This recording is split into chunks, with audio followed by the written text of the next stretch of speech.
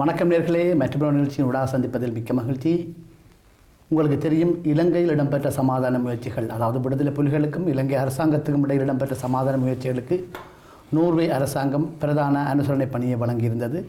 அந்த சமாதான முயற்சிகள் தோல்வியில் முடிவடைந்து இலங்கையில் ஒரு பாரிய யுத்தம் இடம்பெற்று அங்கு பல லட்சக்கணக்கான மக்கள் கொல்லப்படவும் அவயவங்கள் இழக்கவும் பாரிய சொத்துழப்புகளுக்கும் அந்த சமாதான முயற்சிகள் வலிவித்திட்டதாக தெரிவிக்கப்படுகிறது.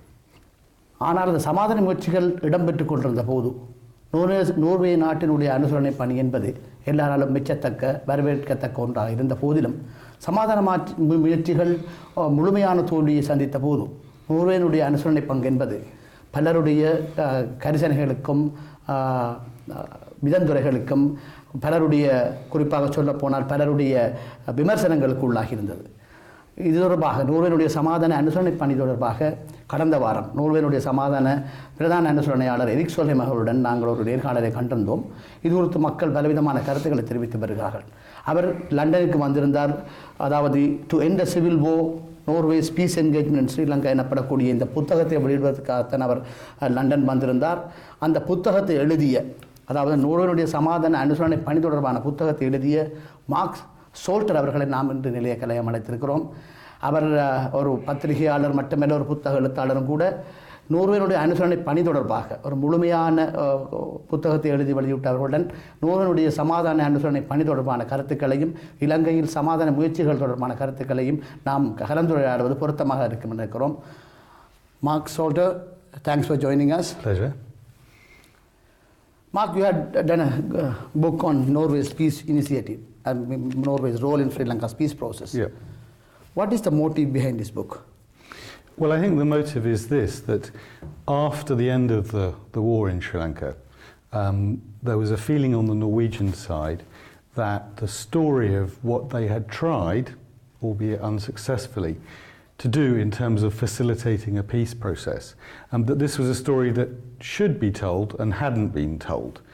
And so Erik Solheim and Vidar Helgesen, as you mentioned earlier, I think for some time after all were discussing this idea of writing something about it.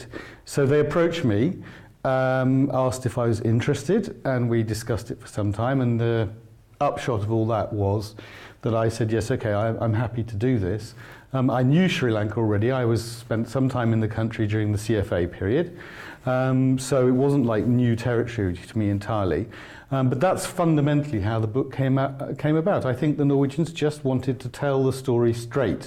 And in Sri Lanka, of course, that's particularly important because, you know, in the latter stages of the war, Norway very much became a sort of whipping boy of nationalists on both sides, frankly. Anything that went wrong, it was probably the Norwegians' fault. You know, and they took that mostly without complaining, but I think afterwards they felt that they wanted to put the story straight. So in a way it's kind of an attempt to whitewash Norway? Well, I certainly hope it's not a whitewash. In fact, I'm certain it's not a whitewash. It's an attempt in an impartial, objective way to tell the story of the Norwegian facilitation effort as seen by the Norwegians themselves. So there's lots of interviews with Norwegians that I've done as the basis for the book, but also how the Norwegian effort was seen by others, actors in Sri Lanka itself, both in the government and on the Tamil side, but also from other powers involved, like the Indians, like the Americans, like the EU and so on. So I certainly don't think it's a whitewash, and in fact there's plenty of very critical stuff about how the Norwegians behaved or acted in the book. It's mostly an attempt to tell a story. I didn't have the chance to go through the entire book, but I scanned through here and there. You have had lengthy interviews with Vidar Helgesen, the former minister, and Mr. Erik Solheim. Can we take this as an official version of Norway on the Sri Lankan peace process? No, I mean, I think an official version would have to come from the government, and I was very clear from the start that I wasn't going to do this book as a piece of sort of uncritical official dispatch. It was a critical engagement. I mean, I think what is true is that Norwegian perspectives and views get perhaps more of a hearing in the book than you'll find anywhere else so far. But it certainly isn't an official version, and I mean, part of why it's not an official version is because people interviewed took the opportunity to criticise each other. I mean, from within the Norwegian mediation team. which is not something you do when you put an official version out. No, but then why is not been so critical of the Norwegian role? Because everybody from Indian side up to Sri Lankan side and the Tamil side, they've been very critical of Norway's involvement after the process. Yeah. So do you have the same view? Well, I think the book is critical of the Norwegians, but it's not critical in the sense that you just described. I mean, because I think a lot of the criticism of Norway misses the point of, well, why were they there in the first place? And they were there starting in 1999 officially, when Chandrika Kumaratunga first announced to a slightly astonished world, not least astonished Norwegians, that they were now the official facilitators of a peace process. You know, the Norwegian engagement was done on the basis of consent from the parties. Both sides, the LTTE and the government, asked them to come in. And there was essentially nothing they did in the process that was not done on the basis of the consent of the parties. So if you want to criticize them for that, then you have to criticize the parties for asking them to do it in the first place, in my view. I think maybe where the main criticism comes in, that I feel is justified or legitimate, is the criticism that says that perhaps they should have withdrawn, if not entirely, but partially, at an earlier stage. You know, there was a very critical stage in 2006 when the war basically reignited after the Mavil Aru water tank incident. Sluice. You know, where, I mean, some people would say, look, at that point, what was the point in continuing to mediate or attempting to facilitate the process when both parties were clearly, well, certainly the government side, and later it would seem that LTTs will seem to be intent on war. So I think you can legitimately question and discuss that. Basically, the warring parties or the parties at the negotiating table was keeping Norway's peace process as a cover to fight militarily? Well, at that time at the stage? I think there's a perfectly legitimate argument for suggesting that certainly on the government side, I mean, I think that Basil Rajapaksa more or less said it to the head of the SLMM at one point. Look, we need you guys still here, so just in case peace returns, you're there. But while you're still here, it keeps some of the international pressure off us. So, I mean, you know, there is a sense of a cover there. But let's just go back for a minute. I think the key thing, in my view, to get a handle on is this, that a facilitator is, in the end of the day, as good or as effective as the parties allow the facilitator to be. And I think you can really question whether both the government and the LTTE, in a certain sense, really ultimately wanted to give the Norwegians the chance to do the full job that they tried to do. I think there was a belief in that at the beginning. I think that when the CFA was signed, you know, there was a period there where there was a real sense of a joint will to peace. But whether that will was still there, you know, after the Karuna defection, whether it was still there after the LTT put forward the ISGA, the Interim Self-Government Authority proposal, and Chandrika Kumaratunga's response within a few weeks was to declare a state of emergency and, you know, take over some ministries, government ministries. Whether you can say that the will to peace was still there, I think, is another question. Do you think Norway should have come out openly about government intention? Because you say the government was basically keeping Norway as a cover and trying to build its military? Well, I think by that stage, it probably wouldn't have made much difference either way. And I picked up that example of the government, but there are plenty of examples from earlier where, you know, similar things could be said about the LTTE.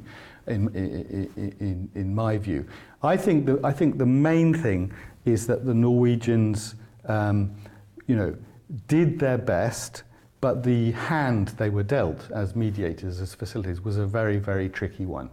You know, I mean, it's interesting, at the very early stage, Lakshman Kadrigama, the then Sri Lankan foreign minister in the late 90s, pretty much said, at least according to the Norwegians, pretty much said to them, look, you know, we're asking you to come in as a facilitator, but we're doing it because you're far away, you have no imperial interests here, you have no economic interests, and we want a lightweight facilitator. I mean, I don't know if that's actually his words, but that was the message.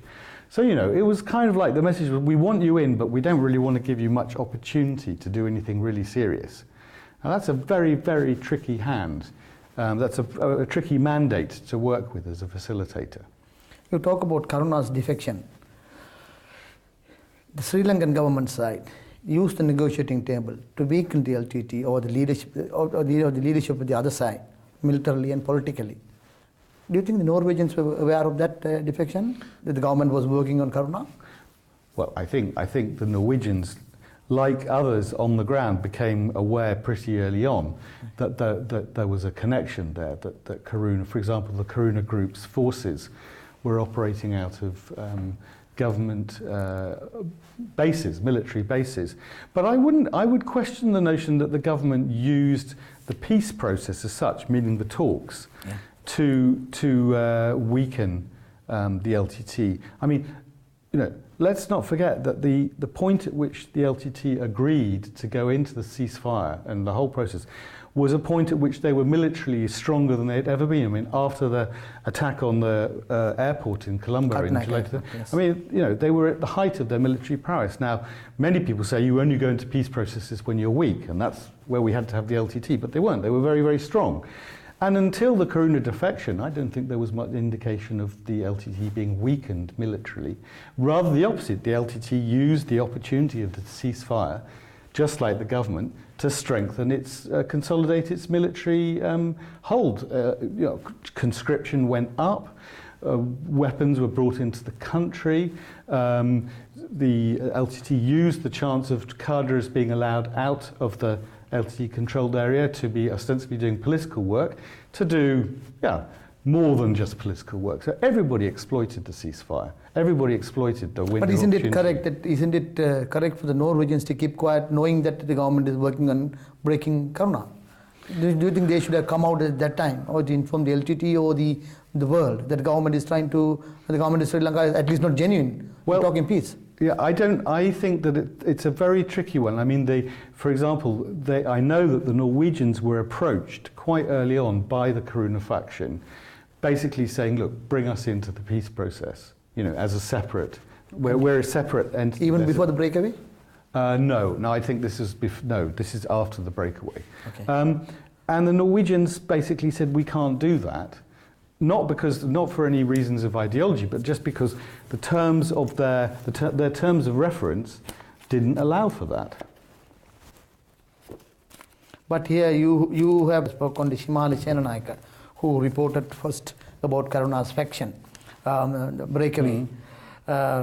She says at one point, I would give a lot of credit for this to the peace negotiations, which gave Karuna that turn of mind.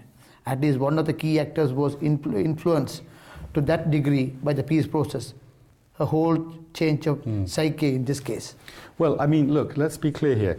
I think there's no question that the experience of involvement in the peace process, meaning going abroad to negotiations, had a huge effect on Karuna, just like it did on the entire LTTE team. I mean, all of whom, with the exception of Balasingham, or just about, had never been outside the Vanni previously. So to suddenly be launched into Thailand and Berlin and Oslo, and to just see how people lived and the other opportunities was a huge eye-opener. So, and that was true for Karuna as well.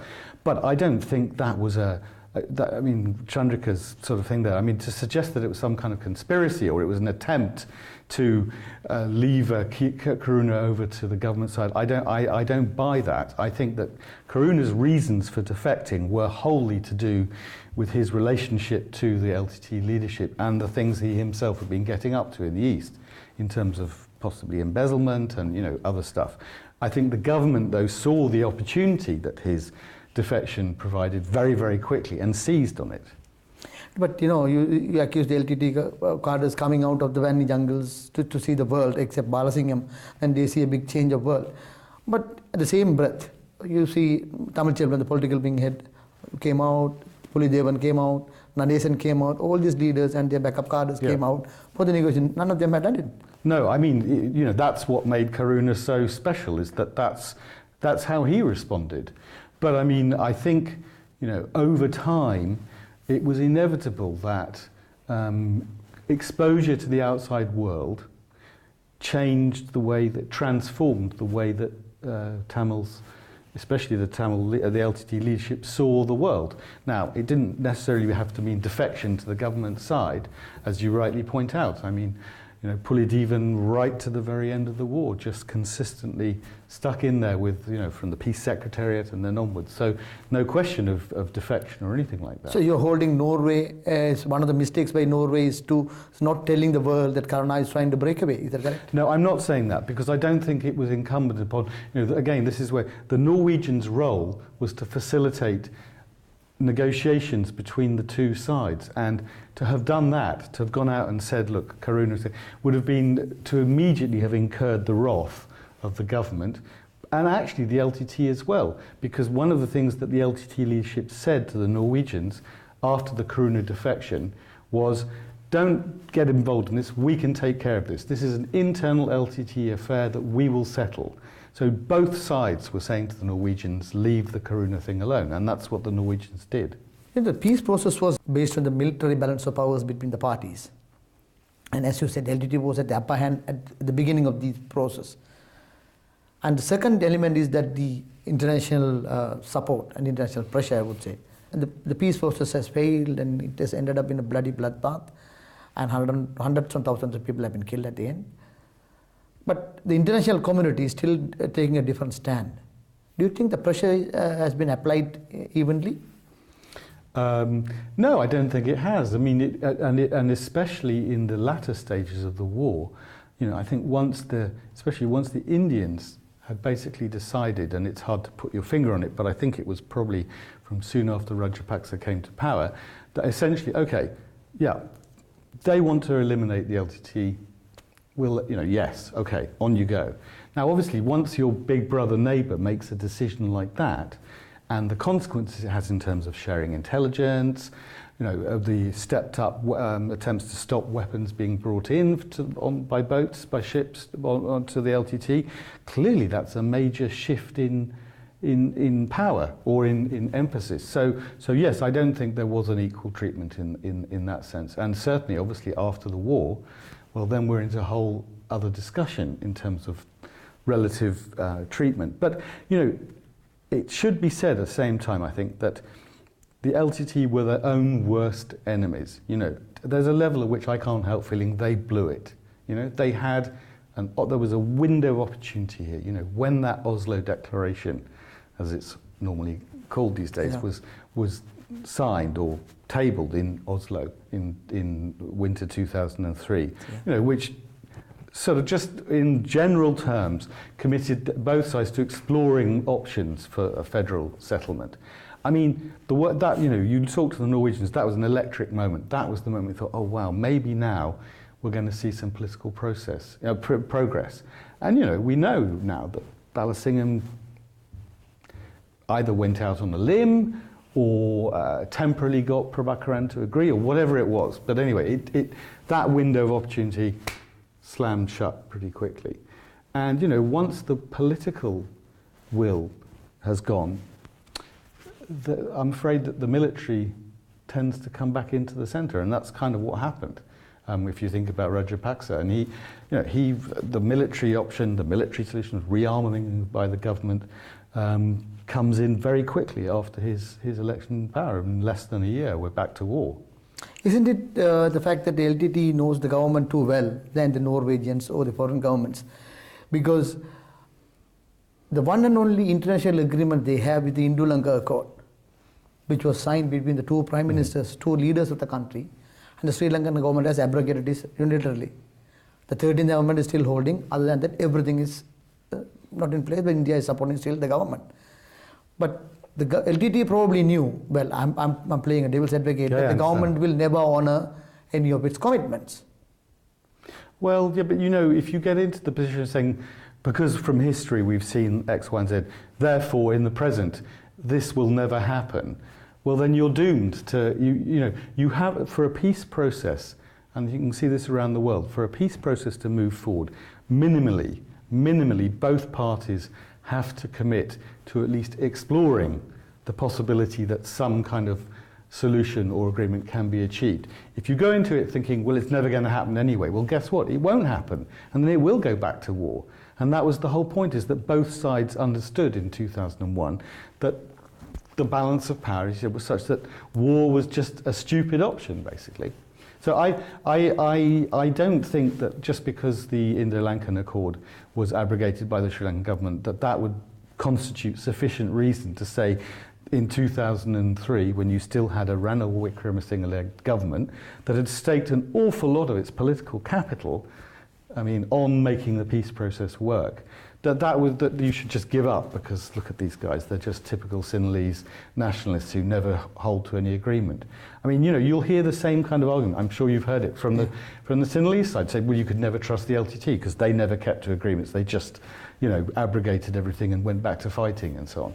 Well, yeah, you can keep saying that forever, but you know, that's just a tragic ending because you're never going to get a solution then. So I think that was the basis of the Norwegian engagement, was that it appeared that both parties wanted to explore the possibility of a peaceful solution to the conflict. And that was why they were there. That's the way they went forward. I mean, I'll just mention this because this is something I think is very important. Mark, we will discuss further. I know we have a lot to discuss with Mark Sauter, who has written at length about Norwegian peace facilitation. Before discussing further, we'll go for a short commercial break. Yeah. Please stay tuned.